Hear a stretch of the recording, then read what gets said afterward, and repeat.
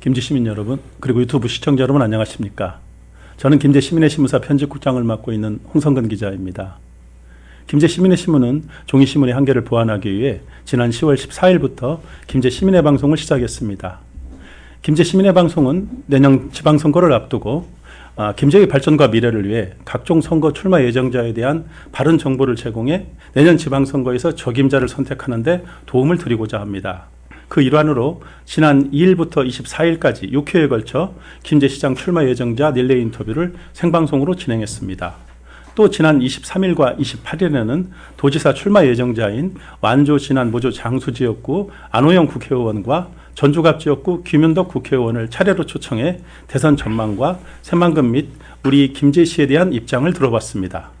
저희 방송을 지켜보시고 누가 적합한 인물인지 잘 판단하셨으면 좋겠습니다. 부족하지만 저희 김제 시민의 방송에 대해 구독과 좋아요 그리고 알림 설정도 해주시면 고맙겠습니다. 김제 시민의 방송 개국 기념으로 박준배 김제시장과 김영자 김제시의회 의장에 이어 바로 이원택 국회의원을 모시려 했으나 그간 일정이 여의치 않아서 오늘 함께 하셨습니다. 이원택 의원께 궁금한 점이나 하실 말씀이 있으시면 채팅창을 통해 질문해 주십시오. 선별해서 질문하도록 하겠습니다. 의원님 바쁘신 중에도 와주셔서 고맙습니다. 예. 초청해 주셔서 고맙습니다. 예. 먼저 그 시민의 방송 우리 구독자 여러분께 인사 한 말씀 부탁드리고요. 또 우리 시민의 방송에 대한 기대나 당부가 있으면 한 말씀 부탁드리겠습니다. 예, 시민 여러분 이렇게 뵙게 돼서 반갑습니다. 또 구독자 여러분, 시민의 방송을 통해서 새로운 미래를 또 희망을 찾아가길 말씀드립니다. 시민의 신분은 97년에 창간돼서 한 24년간 지역의 사랑을 받아왔습니다. 그리고 올해 시민의 방송이 개국됐습니다. 진심으로 응원드립니다. 김제 지역 곳곳에 주민들의 목소리를 대변해 주셨으면 좋겠고, 또 사회적 약자들 힘든 곳에 희망과 용기를 전달해 주셨으면 좋겠습니다. 또 김제의 새로운 비전과 정책, 변화를 위한 정책과 공약, 현안들에 대해서 검증과 또 생산하는 역할을 해주셨으면 좋겠습니다. 늘 함께 응원하겠습니다. 감사합니다. 예, 고맙습니다. 그 지난 4.15 총선에서 당선되셨고 5월 30일부터 임기가 시작되셨죠? 예, 그렇습니다. 그러면 이제 1년 7개월 정도 되는 것 같습니다. 지난 1년 7개월을 회고한다면 어떠신가요? 예, 이걸 뭐 한두 마디로 정리하기는 쉽진 않은데, 예. 아무튼 코로나 위기 속에서 김제 시민들과 함께 극복해온 과정이 아닌가 이렇게 조금 생각을 해봅니다. 앞으로도 또 이제 오미크론이라든가 우리가 극복해야 할 과제는 남아있지만 1년 6개월을 정리한다면 시민들과 함께 코로나 위기를 극복해온 과정이 아닌가 싶고요. 시민 여러분께 감사와 고맙다는 말씀도 드립니다. 저는 뭐 이제 초선 의원으로 들어가서 민주당 원내 부대표를 했었고요. 또 현재 농어민위원회 위원장을 맡고 있습니다. 또 이 올해는 애결투기 위원으로 활동하고 있고, 지금 현재 선대위에서 상황실 수석 부실장을 하고 있습니다. 그래서 이런 과정 속에서 김제 시민의 삶의 현장, 민원들, 또 현장 간담회, 현장 방문을 통해서 집강소, 다양한 어떤 논의 과정을 통해서 어떤 도예산과 국가예산을 확보하면서 문제를 해결해 왔습니다. 네. 동절기에 이제 감자 냉해 피해부터 시작해서 뭐 우리 농어민들한테 주는 전국민 재난지원금이라든가 또 병해충 문제, 배수로 문제 등 여러 가지 현안을 해결해 왔다는 말씀도 드리고요. 또한 1년 6개월 동안 김제시와 협력을 통해서 국가 예산을 확보하고 또 국가 공모 사업을 대응을 통해서 김제의 농생명 산업의 기반을 조성하고 또 새로운 신산업의 기반을 조성하는 역할을 해왔다 이렇게 말씀드리고, 네. 최근에는 뭐 이제 국가 예산 1조 원 시대, 국도비 예산 1조 원 시대를 앞두고 있다 이렇게 말씀도 드립니다. 네. 뭐 1년 7개월 시간이 짧은 것 같습니다. 다 소개하시기. 예, 그렇습니다. 예. 우리 지역에서 그동안에요. 이제 좀 의원님 좀 불편하실 수 있는 부분인데요. 우리 지역에서 많은 분들이 그동안 국회의원을 도전했는데 많이 실패를 하셨어요. 어떻게 국회의원 되는 게 참 어려운 거였습니다. 근데 우리 의원님께서는 사실 사전에 인지도도 굉장히 낮았고 짧은 기간 선거운동을 했음에도 불구하고 무난히 이렇게 당선이 되셨어요. 그러다 보니까 이제 그에 대한 그 우려들도 좀 있는 것 같습니다. 너무 쉽게 되다 보니까. 그래서 좀 시민 현장을 뭐 도외시하고 좀 도도하고 권위적으로 하는 거 아니냐 이런 그 걱정과 우려가 사실 초반에 좀 있었어요. 그런 우려나 이런 걱정에 대해 어떻게 생각하십니까? 예, 뭐 그런 걱정과 우려에 대해서 예. 뭐 충분히 알고 있고요. 예. 또 공감하고 있습니다. 또 명심하겠다는 예. 말씀도 예. 드립니다. 사실 저는 주민들 속에서 현장에 가보면 거기에 미래가 있다 이렇게 저는 생각을 하고 있습니다. 그래서 주민들과 함께 현장을 방문하고 간담회를 통해서 해법과 대안을 찾는 것을 대단히 중요시 여기고 있습니다. 그래서 항시 주민들 속에서 함께 살아 숨쉬겠다 이런 말씀 드리겠고요.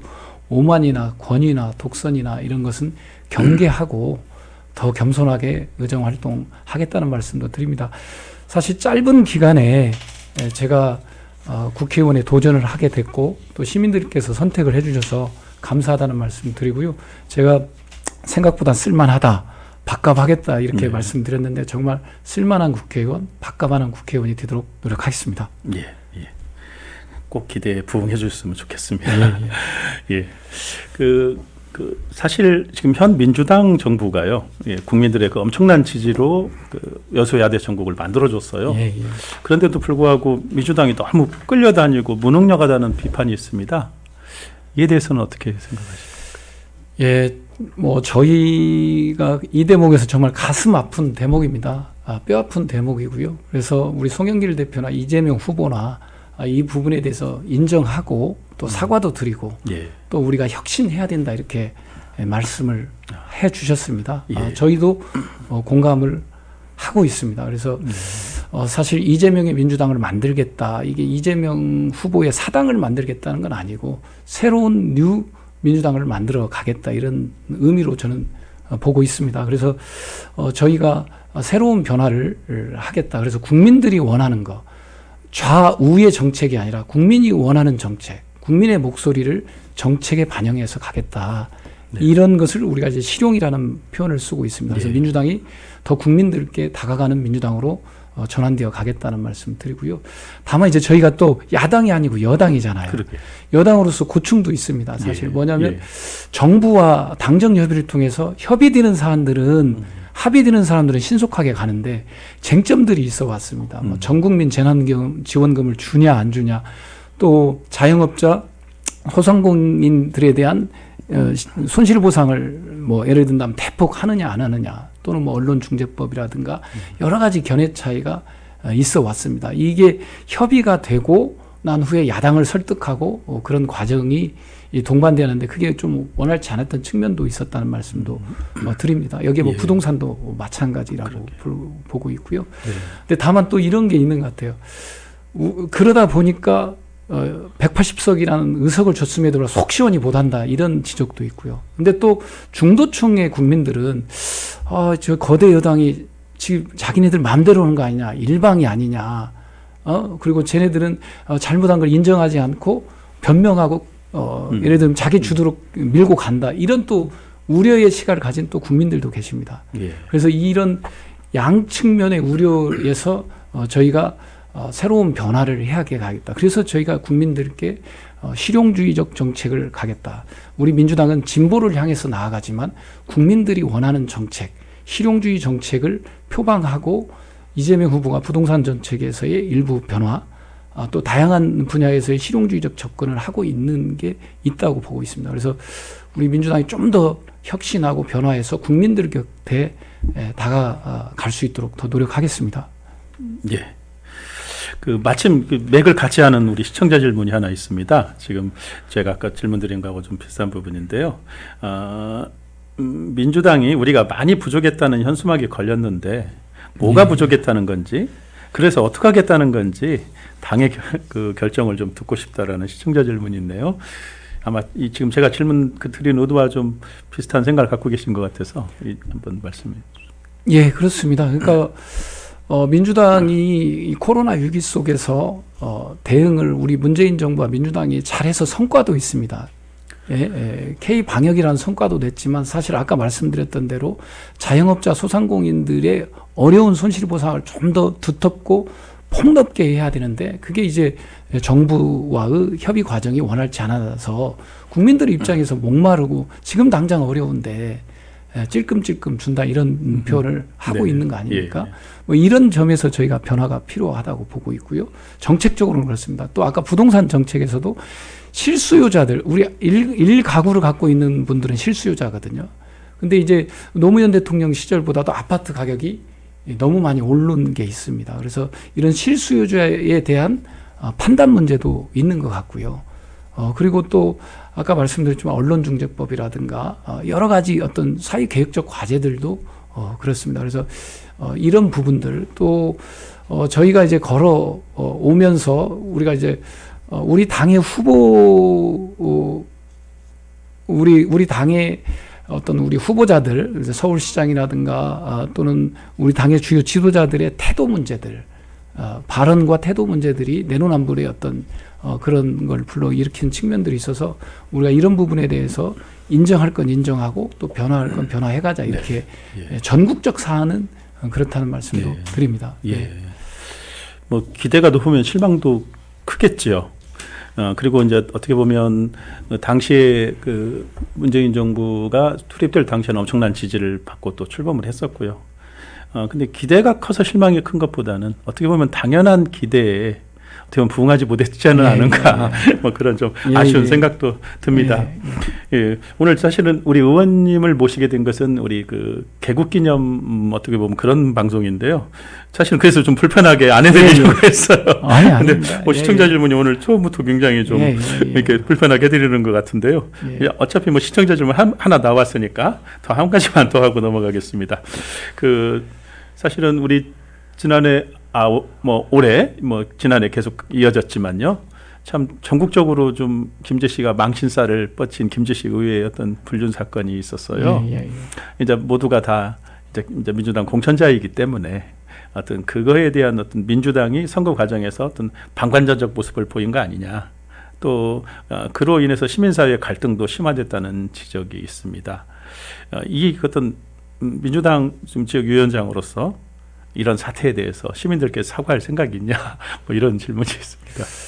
그건 뭐 제가 이제 여러 번 사과의 말씀을 드렸습니다. 예. 그러니까 우리 당 이제 최종적으로 저도 이제 제가 선거 과정에서 이런저런 소문을 듣게 됐고 또 주변에 확인하는 과정이 있었고 또 이제 최종적으로 어떤 기자회견을 통해서 그런 게 이제 드러났지 않았습니까? 그래서 그 부분에 대해서 뭐 우리 당 운영위원이라든가 시도의원 연석회의라든가 또 당의 주요 지도자들 회의 속에서도 사과의 말씀을 드렸고 또 언론에도 그렇게 말씀을 드려왔다는 말씀 드립니다. 오늘 이 자리를 빌어서 우리 민주당 의원들께서 보여주신 그런 부분에 대해서는 다시 한번 사과의 말씀을 또 드립니다. 그러나 또 저희가 그렇게 문제됐던 의원들에 대해서 한 분은 이미 먼저 탈당을 하셨고 한 분은 저희가 제명 요청을 해서 징계 처리를 해가고 있는 했다는 말씀도 드립니다. 그리고 앞으로 그런 일이 일어나지 않도록 우리 시도의원님들 또 당의 주요 지도자들 또 도전자들께도 이제 여러 차례 당의 교육과 또 요청을 해왔습니다. 그래서 그런 일이 일어나지 않도록 더 만전의 노력을 기하겠다 이런 말씀도 드립니다. 당선 가능성도 좋지만 후보자에 대한 철저한 검증도 좀 어떻게 보면은 그 뭐 거대 여당 내로서 좀 검증도 많이 필요한 것 같아요. 검증 시스템은 지금 좀 안 갖춰져 있지 않나 싶기도 하고요. 그러니까 이제 검증이라는 게 이제 도당 광역시도당 중심으로 이제 공천 심사 과정에서 전과 내역이라든가 어떤 도덕적 하자라든가 이런 걸 수집해서 이제 검증을 하게 돼 있습니다. 근데 이게 이제 선거 시절에 이제 팩트도 있고 또 뭐 마타도아도도 있을 수 있고 가짜 뉴스도 있을 수 있고 이런 과정의 검증 절차를 밟을 겁니다. 그 밟은 과정에서 이제 문제가 있다고 판단되면 합당한 결정을 할 거라고 보고 있습니다. 오늘로 대선이 딱 70일 남았습니다. 뭐 추후에 그 지금 다른 뭐 심상정 후보나 안철수 후보에 대한 어떤 서로 간의 연대나 뭐 통합이 있을 수도 있겠지만은 일단은 그 윤석열 또 이재명 두 후보의 좀 양자 대결 구도가 예상이 되는데요. 우리 의원님께서는 이번 대선을 어떻게 보십니까? 이번 대선은 한 100만 표 정도 싸움이라고 저희들이 보고 있습니다. 예. 마지막까지 속을 끓이고 애타게 할 거다 이렇게 저희들이 보고 있습니다. 보수 진영은 보수 진영대로 집결할 거고 또 진보 진영은 또 진보 진영대로 대통합해 갈 거다 이렇게 보고 있고요. 다만 이제 중도층의 선택과 판단이 어떻느냐 이렇게 보고 있습니다. 그래서 한 6주 전만 보더라도 윤석열 후보가 10에서 18% 정도 앞섰는데 지금은 근접해 있지 않습니까? 또 예, 예. 저희 데이터가 이기는 데이터도 나옵니다. 근데 저희가 볼 때 골든 크로스냐 데드 크로스냐라고 할 때 저희들이 지금 데드 크로스라고 보고 있습니다. 윤석열의 실언과 망언, 또 김건희 씨의 각종 허위 이력과 경력, 또 국힘당의 자중질환으로 인해서 그쪽의 지지율이 빠지고 있는 영국이다. 예. 우리 후보의 지지율이 상승과 어떤 변화를 통해서 가고 있는 초기 단계에 와 있다 이렇게 저희들은 보고 있습니다. 그래서 이제 그렇다는 말씀드리고 또 하나는 정권 교체를 원하는 프로테이지가 여전히 많이 있습니다. 한 60%대까지 갔다가 지금 50% 초반대 또는 40% 후반대로 내려왔습니다. 이번 대선이 아마도 정권 심판론이냐 아니면 내 삶을 바꾸는 내 삶, 우리 아이들과 청소년들과 청년들의 미래, 또 우리 국민의 미래를 책임지는 미래를 위한 투표냐, 즉 전망 투표냐는 거죠. 전망을 위한 투표냐, 심판 투표냐 이렇게 보는데 저희들은 이 대선이라는 것이 심판의 성격도 있지만 우리 대한민국의 미래를 걱정하시는 분들의 전망 투표도 있다고 보고 있습니다. 이런 점에서 우리 이재명 후보가 기후 6.15부터 재생에너지 기반 새로운 어떤 선도형 경제 구조를 만들 거다. 인구 감소, 지방 소변에 대응할 수 있는 확실한 소신과 철학을 갖고 있고 균형 발전을 이루어낼 거다. 또 디지털 대전환에 맞게 우리 이 대한민국의 신산업을 창출해 갈 거다. 또 미중 무역 갈등 속에서 한미 간의 동맹에 근거하지만 또 실리 외교, 주도적 실리 국익 외교를 펼쳐갈 거다라고 하는 거죠. 그래서 이재명 후보의 인물론, 실력론, 국정 운영의 실력과 윤석열 후보의 어떤 무능, 저는 이렇게 보고 있습니다. 그 다음에 이재명 후보의 성남시장과 경기도지사 하면서 쌓아왔던 90% 이상의 다양한 실적들, 그 다음에 윤석열 후보의 말뿐이 없지 않습니까? 실적이 없지 않습니까? 그리고 우리 이재명 후보가 국민이 원하는 정책들, 목소리, 비전과 정책을 내고 있답니다. 실용을 강조하고 있다는 거죠. 윤석열 후보는 보수층의 어떤 목소리를 대변하기 위해서 반문재인, 보복, 그런 목소리를 내고 있습니다. 네. 아마 국민들께서 최종적으로 가면 우리 대한민국을 누구한테 맡기면 대한민국이 잘 살 것인가라고 하는 그 전만 투표로 갈 거다고 보고 있고요. 네. 그런 점에서 저희가 인물론과 경제 대통령, 민생 대통령이라고 하는 비전을 가지고 도전하면 구정 전에는 우리가 골든 크로스를 만들어내는 걸 목표로 뛰고 있습니다. 그래서 다양한 비전과 정책을 발표하고 있고 현장을 가고 있다는 말씀도 드립니다. 어떻게 보면 대선 승리를 확신하시는 그렇습니다. 지금 사실은 국민의힘은 좀 약간 지금 좀 잡음이 좀 삐걱거리고 있어요. 그런데 민주당은 상당히 지금 원팀으로 이렇게 참 무리 없이 돌아가는 것 같습니다. 근데 대선 초반에는 일단은 우리 지역의 국회의원들이나 호남 쪽에서는 이낙연 후보나 정세균 후보를 좀 지지하는 분들도 있었고요. 우리 의원님께서는 경선 초반에 어느 후보를 지지하셨었나요? 그러니까 저는 이제 경선 초반에는 우리 정세균 후보님을 지지했었고요. 이제 제가 아무래도 이낙연 당대표 선거 때 제가 이낙연 당대표를 지지를 했었습니다. 그래서 당권과 대권이 있는데 당권은 이낙연 대표를 지지했었고요. 그 중간에 이제 정세균 후보께서 총리께서 대권에 나오신다는 얘기를 들었고 또 우리 지역에 아주 훌륭하신 지도자이기 때문에 어떤 당락을 떠나서 당연히 지지해야겠다라는 판단을 해서 초기부터 정세균 총리를 지지하게 됐다는 말씀을 드립니다. 그러나 이제 정세균 총리께서 불출마 사퇴 의사를 표명하고 난 이후에는 이제 김제 지역 주요 당직자들 지도자들 회의 또 부안 지역 당직자들 주요 지도자들 회의를 통해서 또 민심을 수렴하고 해서 이재명 후보를 지지하게 됐다는 말씀도 드립니다. 그러면 지금 혹시 이재명 대선 캠프에서는 어떤 역할을 지금 맡고 계시나요? 예, 지금 이제 이재명 후보 선대위에 상황실이 있습니다. 예. 상황실이 있는데 거기에 예. 상황실에서 수석 부실장을 하고 있고요. 예. 우리 이제 상황실 전체적인 업무가 이제 뭐 현안 대응이라든가 리스크 관리라든가 또 26개 본부실단이 있고요. 또 각 위원회가 후보자 직속 선대위 직속 위원회가 뭐 한 16개 정도 있습니다. 이 위원회가 효율적으로 소통하고 예. 돌아가도록 하고 또 예. 리스크가 있으면 빨리 제거해서 네. 대응할 수 있도록 하는 건데 그 화요일, 목요일 또 일요일 그 상황실 회의를 주관하고 또 조정하고 있습니다. 예. 예. 상황실에 계시고 그 어쨌든 대선 공약에 우리 그 지역의 어떤 현안 문제라거나 꼭 필요한 부분들을 대선 공약에 넣는 것도 굉장히 중요하지 않겠어요? 그래서 예, 제가 그렇습니다. 어떤 역할을 맡고 계시는지도 여쭤본 부분인데요. 혹시 지금까지 이렇게 대선 공약에 포함된 우리 김제 관련된 게 뭐가 있나요? 일단은 뭐 이제 대선 공약 중에 대통령 지역 공약에 해당됩니다. 네, 그렇겠죠. 대통령 지역 예, 공약, 예. 전라북도 공약인데 예. 크게 6개 정도의 이제 주제가 잡혀 있습니다. 예. 뭐 자동차 조선산업 부활과 금융 탄소 소재 산업을 육성한다든가 예. 새만금을 에너지 재전환과 그린 뉴딜 중심지로 발전시켜 간다든가 예. 또는 농생명 산업 수도로 육성한다든가 예.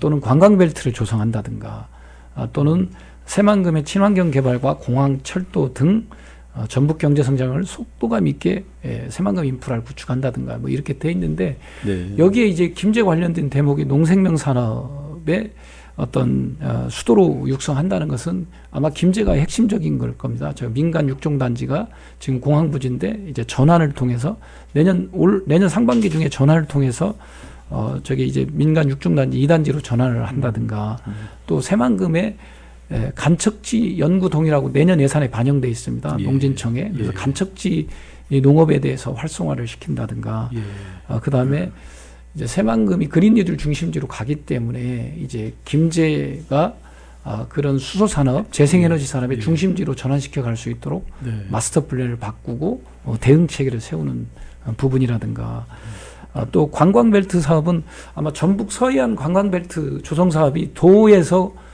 반영이 돼서 지금 이제 지역 공약으로 들어갈 텐데 서해안이면 군산, 김제, 부안, 뭐 고창 이렇게 될 겁니다. 여기에 이제 김제도 서해안 권역으로 해서 관광벨트 사업에 뭐 국립해양체험시설이라든가 여러 가지 지금 마리나항 조성과 관련된 여러 가지 그런 부분들이 반영되도록 해야 될 대목들이 있습니다. 그래서 예. 이 국정과제, 이 지역 공약이 결국 국정과제가 되고 국정과제가 되면 정부 차원에서 추진하는 원동력이 생기기 때문에 네. 이 과정에 대한 집중적 대응이 좀 필요합니다. 예. 큰 틀에서 6가지를 말씀하셨는데 그냥 어떤 제목만으로 들으면 이렇게 김제가 선뜻 와닿지는 않아요. 지금 현재로는요. 그렇죠. 근데 이제 자세히 들여다보면 우리 김제로 가져올 수 있는 부분들이 상당히 많은 것 같습니다. 예, 그러니까 이제 예. 탄소 소재 산업도 전주 거라고 생각하지 마시고요. 예. 저 전주에서 R&D 한 건데 탄소 소재 분야가 응용할 수 있는 분야가 많습니다. 제가 네. 한국 탄소융합기술원장하고도 협의를 했는데 건축자재 실증 단지를 새만금에 김제 지역 새만금에다가 예를 들면 저 화포지구에 그런 실증 단지를 조성하겠다. 그래서 건축자재와 관련된 탄소 소재를 생산하고 실증하고 기업을 유치하는 네. 이런 프로젝트도 지금 접근을 하고 있습니다. 그러니까 네. 이 공약에 맞게 김제의 발전 전략을 세우고 대응하는 게 필요하다고 그래야겠어요. 봅니다. 예. 네. 지방선거가 이제 6개월 보름 정도 남았습니다. 당선 그 유력 후보들이 대부분 민주당에 줄을 서 있고 시의원 선거를 제외하고는 민주당 공천장이 뭐 당선증이다 이런 것이 사실상 정설로 되어 있습니다. 예.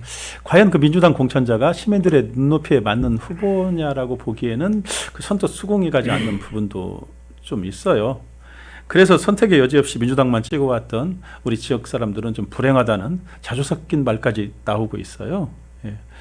어쩔 수 없이니까 뭐 민주당만 찍어야 되는.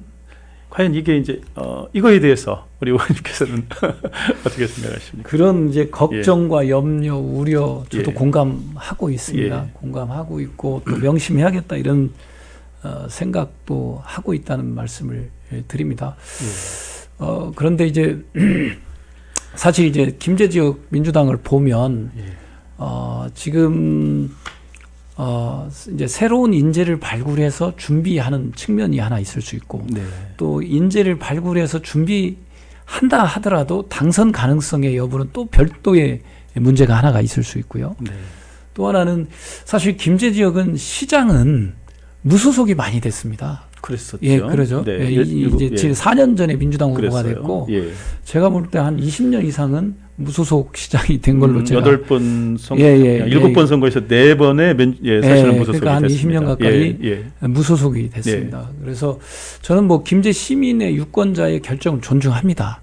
존중하고 그걸 뼈 아프게 받아들이고 우리가 혁신하고 변화해 가야겠다 이렇게 보고 있고 또 하나는 어떻든 이 경선 과정을 공정하고 객관적으로 또 하겠다는 말씀도 드리고 또 검증될 수 있도록 어떤 정책과 비전 토론도 좀 준비해서 당 차원에서 어떤 비전과 정책도 검증해 가겠다는 말씀도 드립니다. 그래서 시민들 속에서 당원과 시민들 속에서 검증된 분이 좀 우리 당의 후보자가 될 수 있도록 도의원이든 시의원이든 또 시장 후보든 그렇게 하겠다는 말씀 드립니다. 다만 과거에는 국회의원이 자기 사람을 자기한테 충성한 사람을 이식하는 과정이 있었다면 저는 그렇게 하지는 않겠다는 겁니다. 그리고 자유로운 경쟁과 또 어떤 시민들의 홍보를 통해서 객관적으로 좀 진행될 수 있도록 그걸 관리하고 운영하겠다는 말씀을 드립니다. 그래서 이제 저한테 잘한 사람을 뭐 공천을 주고 능력도 안 되는데 공천을 주고 그런 일은 없다 하는 말씀 드립니다. 다만 현실에 있는 우리 후보군들이 적극적으로 이렇게 어떤 선의의 경쟁을 통해서 이렇게 검증되고 또 시민들의 선택을 받고 이제 저희가 당의 50%도 있지만 시민 50%도 있는 거거든요. 그렇죠. 시민의 선택과 당의 선택을 같이 받을 수 있도록 그런 걸 좀 잘 만들어 가서 우리 국장님께서 걱정하시는 대목이 해소될 수 있도록 저도 좀 노력을 해보겠습니다. 그러게요. 물론 이제 아까 우리 김제는 어떻게 보면 독특하게 뭐 역대 7번의 시장 선거 중에서 4번이 무소속이 된 경우도 있었지만 사실 그 첫 번 된 것은 민주당이었다가 민주당 공천을 받아서 이렇게 또 된 부분도 있고 또 한 분은 이제 굉장히 특별한 케이스인 것 같아요. 그러니까 사실 민주당이라는 프리미엄은 굉장히 엄청납니다. 굉장히 그러니까 어떻게 보면 100m 달리기를 한다면 적어도 한 30m 앞에서 뛰는 사실은 형국이거든요. 그래서 이제 그래 되는 어떤 우려를 하는 부분인 것 같고요.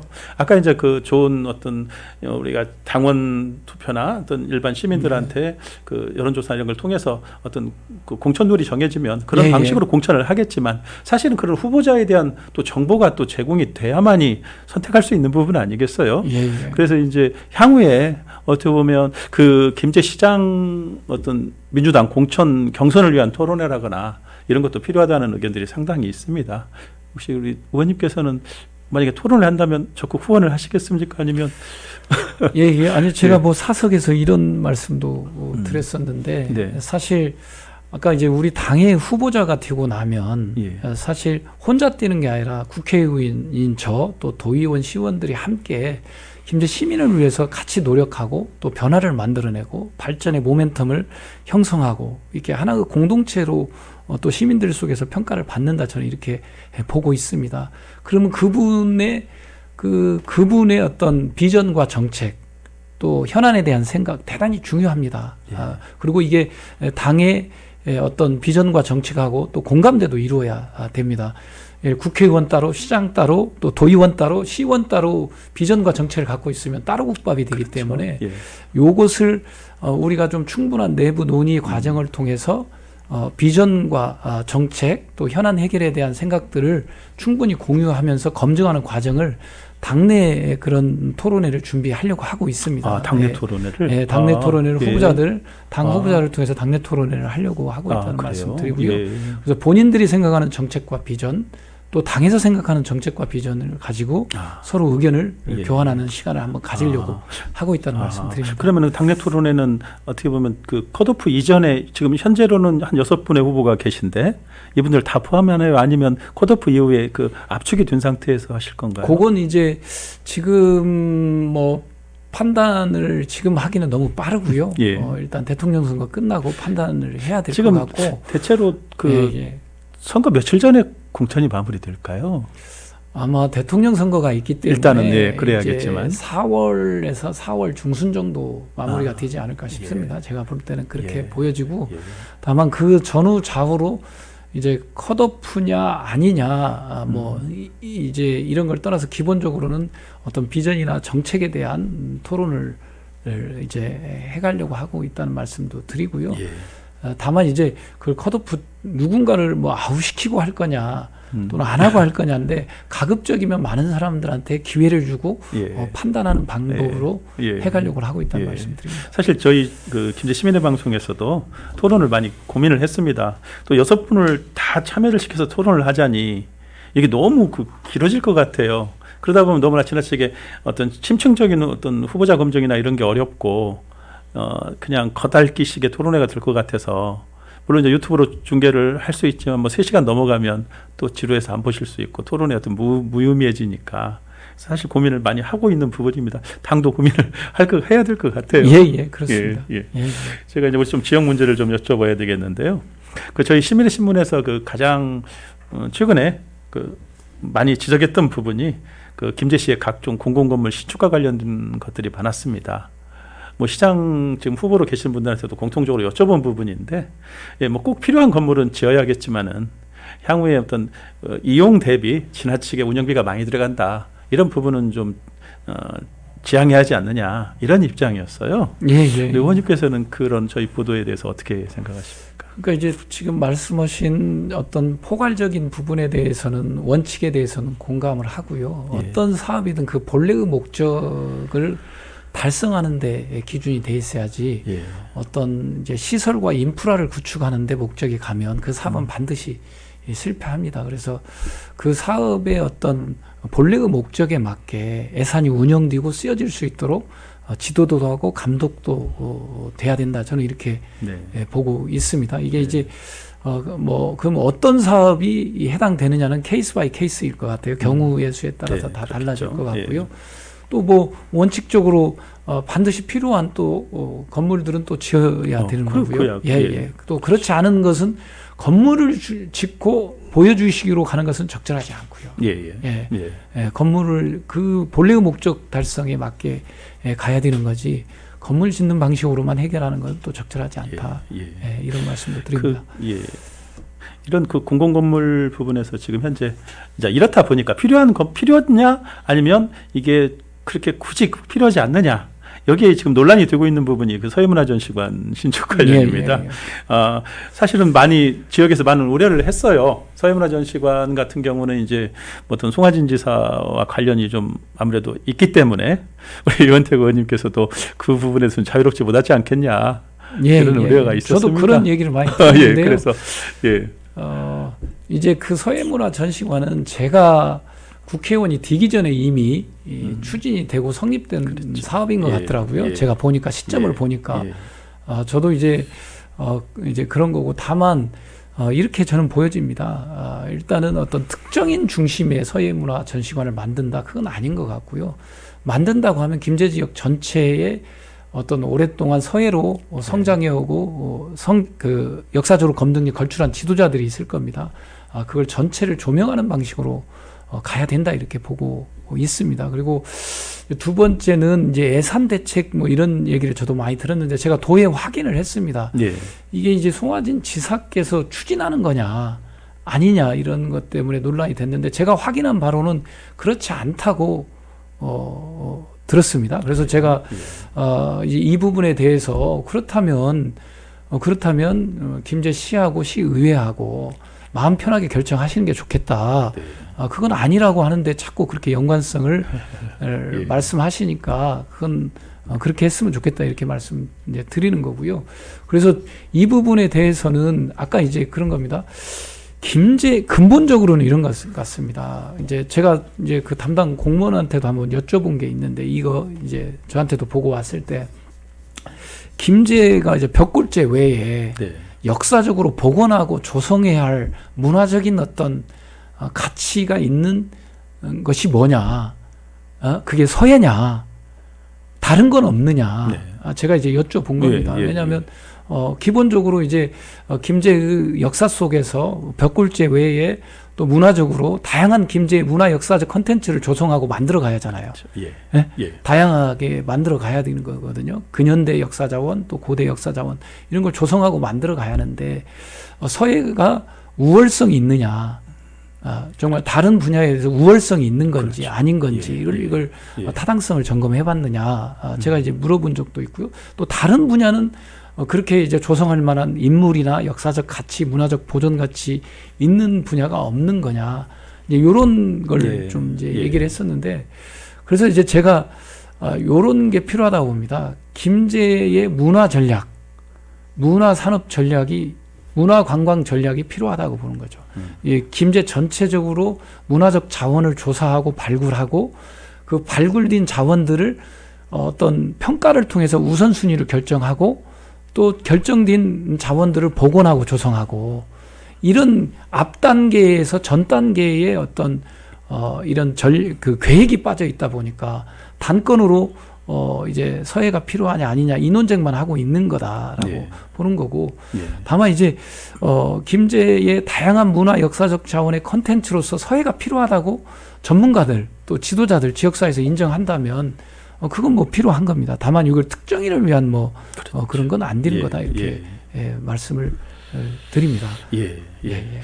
아무튼 송하진 지사께서 이제 재임하시는 기간 동안 추진되는 사업이다 보니까 이것이 이제 뭐 송하진 지사의 지시였냐, 아니면 의중을 파악한 거냐, 아니면 예. 의중이 아니고 미리 알아서 밑에 사람들이 하는 거냐, 이러한 또 여러 가지 생각이 있는 것 같아요. 그리고 아까 그 말씀하셨다시피 이제 의원님 나름대로 과연 지금 가장 필요한 게 서예가 중요한 이런 여러 가지를 파악을 해보셨겠지만 지금 대안으로 차라리 그 서예문화전시가 아니고 김제 인물 역사관을 만들어서 그 정도 규모면 100억이 넘게 향후 200억까지도 들어갈 수 있지 않을까 우려가 되기도 해요.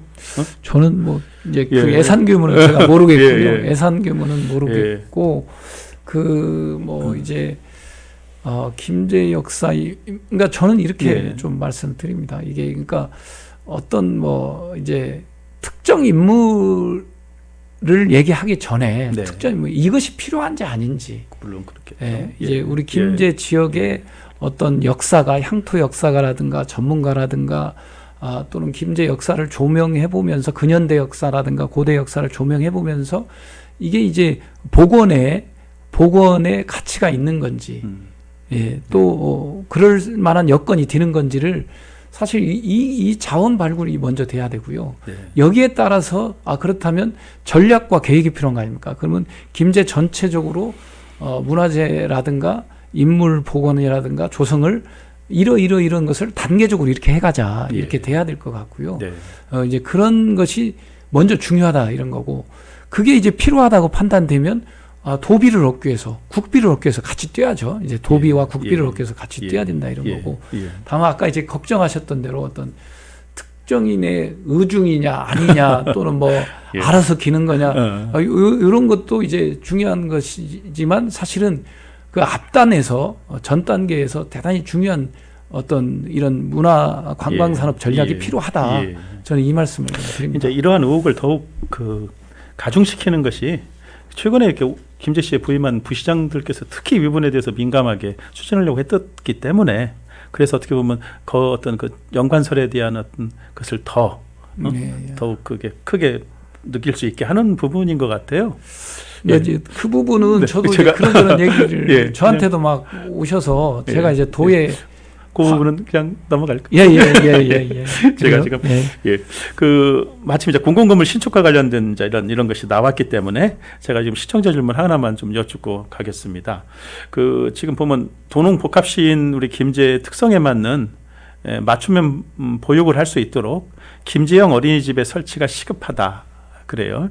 이제 아까 이제 어떤 우선순위가 있겠어요. 서예문화전시관이 더 우선일지, 어떻게 보면 도농 복합시인 김제 어린이집 설치가 우선일지, 아무래도 이제 우선순위를 해서 꼭 필요한 게 먼저 해야 되니까. 그래서 우리 의원님께서는 우리 지금 이 질문에 시청자 질문에 대해서 김제 어린이집 설치가 시급하다 어떻게 보십니까?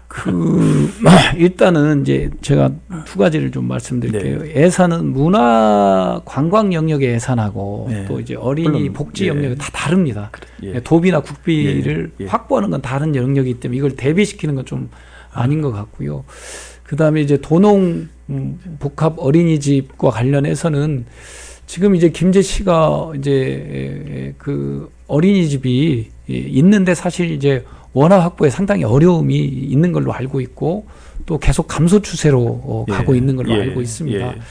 그러나 지금 이제 면 단위에서 이제 아이를 키우고 있는 부모님들 입장에서는 고충이 많은 걸로 알고 있습니다. 그래서 이 부분을 해소해주는, 그래서 면에서도 살고 있는 우리 주민들이 원활하게 육아를 하면서도 또 생업을 할 수 있는 이런 과정이 이제 병행돼야 된다. 저는 이렇게 보고 있고요.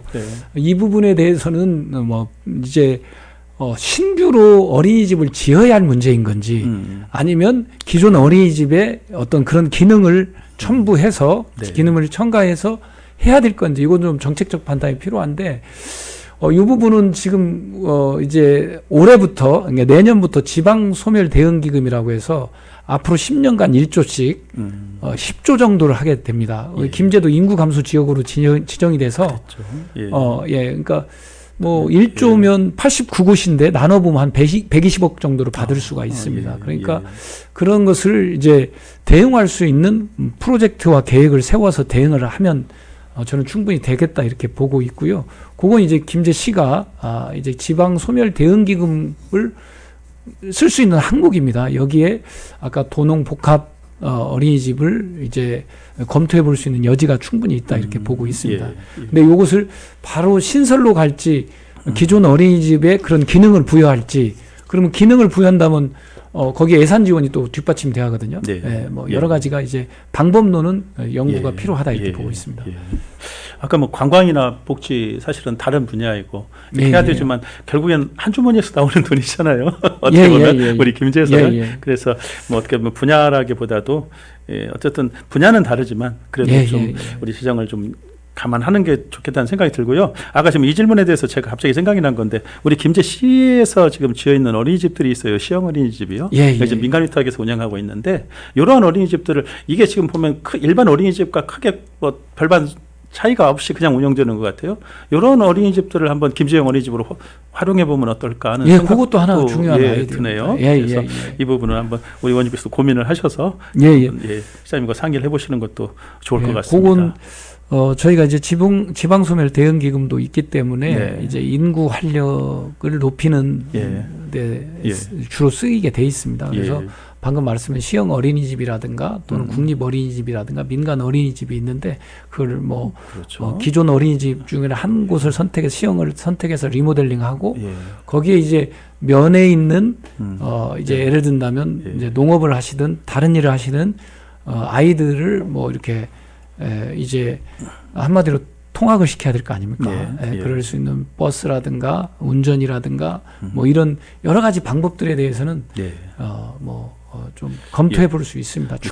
충분히 또 해결해 갈 수 있는 과제라고 질문하신 시청자분께서 마음에 드셨는지 모르겠습니다. 뭐 이렇게 좋게 모셔놓고 너무 딱딱하고 곤란한 질문을 많이 드리죠. 아니에요. 괜찮습니다. 지난번에 국감 나름대로 보도자료도 많이 받았고 여기저기서 국감 우수원 뭐 이렇게 선정도 많이 되신 것 같아요. 국감 어떠셨어요? 사실 이번 국감은 이제 문재인 정부 마지막 국감에서 저도 이제 고민을 많이 했는데 사실 야당의 공격에 대한 방어 국감이기도 하고요. 또 사실 저는 문재인 정부 마지막이기 때문에 좀 실사구시 지역 현안과 지역 예산을 중심으로 좀 대응을 해야겠다 이렇게 생각을 했습니다. 그래서 뭐 우리 이제 뭐 백구대대 그 전주대대 이전 백구의 그 문제도 있어서 증인으로 좀 신청을 해서 백구대대 그 전주대대 이전이 일방적으로 진행되지 않게 국회 국정감사 때 증인 신청해서 대응을 했고요. 또 우리 김제시에 어촌계가 있습니다. 어촌계가 있는데 이제 어민들이 이제 수산용지를 새만금에 요청하고 있습니다. 원래 2,000헥타를 주기로 했는데 중간에 사라졌거든요. 그래서 이번에 300헥타를 확보할 수 있도록 또 이제 김영주 수협조합장을 증인 신청해서 참고인 신청해서 네. 해수부랑 또 농식품부랑 예. 또 그런 것도 했다는 말씀 드리고 예. 또 뭐 어제 결정난 쌀값 안정을 위한 격리 조치 예. 어제 20만 톤 격리 조치 그렇더라고요. 하기로 나머지 결정이 7만 톤이 났거든요. 좀 문제라고 하시는 예, 것 예, 같아요. 7만 톤은 시장의 추이를 봐서 바로 아, 조치하는 걸로 예. 했고요. 예. 그다음에 이제 전라북도가 이제 병해충 문제 이번에 이삭도열벽이라든가 김제, 부안, 고창, 군산, 정읍 뭐 이런 데가 이제 이삭도열벽인데 이게 재해로 인정되는 문제. 재해로 가닥이 잡혔습니다. 예. 인정돼서 예. 1월 중에는 아마 재해 복구비가 지원될 거다. 이런 뭐 이런 어떤 지역의 현안과 지역의 이익과 관련된 부분에 예. 또 국정감사를 했고요. 예.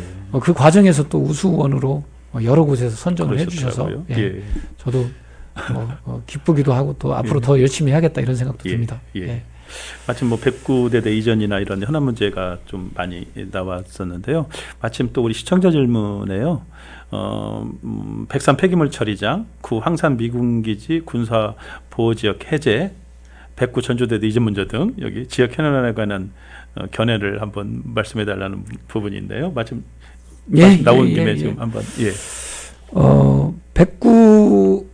백구의 전주대대 이전 문제는 두 가지입니다. 예. 하나는 그 이전할 부지의 농지인데 이걸 절대 농지를 이제 한마디로 이제 전환을 해야 됩니다. 네. 예, 이제 이게 전환을 해야 하는데 이걸 못하게 하면 되는 겁니다. 농식품부가 절대 농지를 이제 다른 군사시설 용지로 변환을 못하게 하면 됩니다. 예. 이건 농식품부랑 충분히 공감을 하고 있다는 말씀 드리고요. 또 그 하나는 국방부보다 농식품부가 센가요? 왜냐하면 절대 농지를 전용을 해야 하기 때문에 절대 농지를 못하면 전용을 안 해주면 못하게 돼 있는 거니까 두 가지 절차. 또 하나는 지금 전주대대 부지를 이제 뭐냐면 전주시에 넘겨줘야 하거든요. 네. 넘겨줘야 거기서 뭐 아파트를 개발하든 뭘 하든 그렇게 될 텐데 그 부지를 민원이 해결되기 전까지는 양해하지 않도록 하는 것을 지난번에 국정감사 때 국방부 차관으로부터 전주가 지금 추진하고 있는 에코시티 뭐 그쪽 예, 그 언저리겠죠. 아직 덜 남아 있는 게 그러니까 이제 거기가 3호사단 부지가 있고 이제 항공대 부지가 있고 그다음에 예비군대대인 전주대대 부지가 있는 거예요. 그렇구나. 부지가 다 다릅니다. 예. 그 중에 전주대대 부지, 항공대 부지는 이미 갔고 그렇죠. 전주대대 부지, 예비군대대 부지가 전주시로 넘어가는 것을 민원이 해결되지 않으면 넘기지 않겠다는 것을 우리가 국방부로 또 공문으로 받았습니다. 지난번 국정감사 때. 그래서 쉽게 되지 않을 거다라는 거고 그래서 전주시가 또 이 비상대책위원회 요청과 요구를 받아서 충분한 상생 방안을 만들지 않으면 어렵다 이런 말씀 이제 드리고요. 그다음에 103 폐기물건 관련해서는 뭐 저도 초기에 대책이 만들어질 때 대책위원장하고 초기에 계속 본인이 위원장을 해야 할지 말지도 저한테 상담을 했었습니다. 그리고 하실 의사가 있다고 하셔서 저도 하시라고 그랬고요.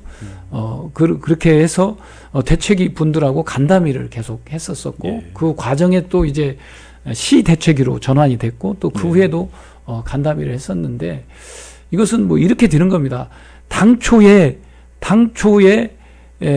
이거 이제 뭐 제가 뭐라고 하는 게 김제시에서 당초에 협약했던 거 현 시장이 아니라 김제시에서 협약했던 내용에 대해서 사실 도가 1차적으로 이걸 수용을 안 한 거 아닙니까? 그래서 업체가 소송을 걸은 거죠. 도가 반대해서 소송을 걸어서 1심에서는 도가 이겼고 2심에서 졌지 않습니까? 2심에서 진 거거든요. 도가 지는 건데 행정소송은 법무부 지휘를 받게 돼 있는데 법무부가 지휘상 상고의 실익이 없다고 못 오게 한 겁니다. 그렇죠. 그래서 이제 그러고 나니까 업체가 다시 도에다가 신청을 한 케이스입니다. 이 신청을 한 케이스인데 지금 도가 이 부분에 대해서 법리 검토를 하고 있는 걸로 알고 있습니다. 그래서 기존에 이제 거부한 사유가 있을 겁니다. 그리고 그 거부한 사유 외에 또 다른 상황이 발생했기 때문에 그 또 다른 사유를 법리적으로 검토를 하고 있는 걸로 알고 있고요. 그 2심 법원이 상고를 하지 말라. 이 굉장히 이례적인 아닙니다. 그것은 법무부에서 다 지휘합니다. 대부분이 그래요? 그렇습니다. 그건 뭐 많은 시민들이 이 부분을 좀 수긍하지 못하시는 것 같아요. 3심 제도에서 2심이 상고를 하지 말라라는 말을 하는 게 그게 이제 그 행정소송의 관례입니다. 법무부의 지휘를 받게 돼 있습니다. 법무부의 지휘를 받게 돼 있는 거고 그래서 도가 1차 소송에서 김제 시민의 이익을 대변하는 차원에서 거부를 해줬고 예. 그 소송에서 1심 이겼고 2심 지고 예. 이제 그렇게 됐던 거고 예. 다시 2차 온 겁니다. 도가 고심 중인 걸로 알고 있고 네. 또 상황이 바뀌었기 때문에 법리적으로 절차적으로 문제가 있는 걸로 파악을 하고 있는 걸로 저는 알고 있습니다. 그래서 네. 도가 최종적으로 김제 시민이 원하는 바람을 잘 알고 인지하고 있다. 저는 이렇게 보고 있습니다. 예. 예, 그렇게 대응할 거라고 예. 보고 예. 있고요. 예. 이제 황산 문제도 작년에 제가 이제 첫 얘기를 듣고 이 황산을 이제 이제 국방부 이제 그 기획참모관하고 저희 의원실에서 협의를 했었습니다. 그래서 네. 황산과 관련해서 한 70% 정도는 개방하겠다는 거였어요. 정상을 포함해서 예. 70% 정도는 이제 개방을 하겠다고 그랬고 원래 올해 초에 주민공청회를 하려고 그랬는데 예. 코로나도 있고 또 뭐 여러 가지 상황이 여의치 않아서 이제 공청회를 좀 늦춘 측면이 있습니다. 그래서 이 부분은 저희가 이번에도 국감 때도 이제 이 부분에 대해서 이제 확인을 했는데 70%는 개방할 겁니다. 다만 국방부가 황산을 군사시설로서 포기하지는 않습니다. 왜냐하면 이 황산이 뭐 예를 든다면 저 원전도 있고 군산 비행장도 있고 고창에 원전도 있고 군산 비행장도 있고 그래서 요격 시스템으로는 좋다고 합니다.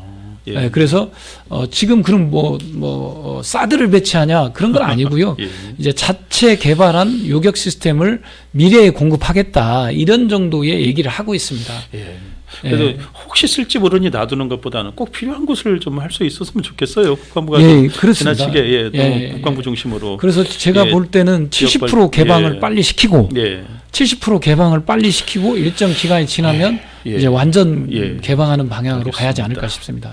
예. 이 좀 현안 문제라서 좀 중요하게 말씀을 더 드려야 되는데 시간이 상당히 예, 의원님하고 예. 말씀하다 보니까 상당히 지났습니다. 저도 좀 시간을 그러게요. 염두에 두고 말을 좀 빨리 했습니다. 예, 그러게요. 예. 제가 이렇게 짧은 부분이 별로 없었어요. 사실은 의원님 말씀하시는데 그래서 그 지금 국회 예결위원으로 활동을 하시다 보니까 아무래도 좀 예산도 더 가져오실 수 있었을 것 같아요. 예, 어떻게 그렇습니다. 좀 성과는 좀 있으셨나요? 예, 제가 이번에 예결위에 들어가려고 할 때 예. 제일 중요한 것이 용지 현업숙사 문제를 해결하는 거였습니다. 예. 그래서 제가 예결위에 들어가야겠다고 생각을 했습니다. 뭐 예. 부안은 또 부안대로 다 이유가 있는데 예.